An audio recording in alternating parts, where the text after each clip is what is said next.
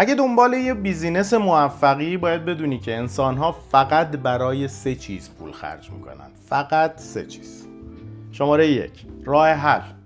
مردم هر پولی بخواید به شما پرداخت میکنن که مشکل برطرف بشه. حالا این مشکل میتونه درد باشه، سردرگمی باشه، بدهی، وزنشون، استرس، تنهایی، ندونستن چیزا، خیلی چیزا.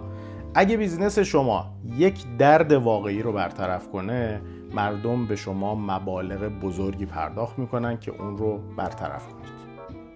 شماره 2، مردم برای راحتیشون هزینه میکنن. ثروتمندترین بیزینس های روی زمین نوآورترین ها نیستن، اینایی که چیزای جدید میارن. اونا راحت ترین هان. کل داستانشون راحت تر یا آسون تر کردن یه چیزیه. اما سومی که خودم عاشقشم، شماره 3، تجربه ها. مردم مقدار بسیار بالا پول دارن خرج میکنن که چیزی رو احساس کنن که هیچ جای دیگه نمیتونن به دستش بیارن.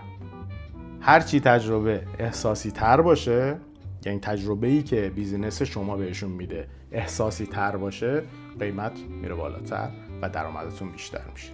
این کل چیزیه که باید بدونید تا پول پارو کنید. پس شد 3 چیز: راه حل، راحتی و تجربه. میخوام از شما بپرسم، اگه بیزینس داری، کدوم یکی از اینا رو داری میفروشی؟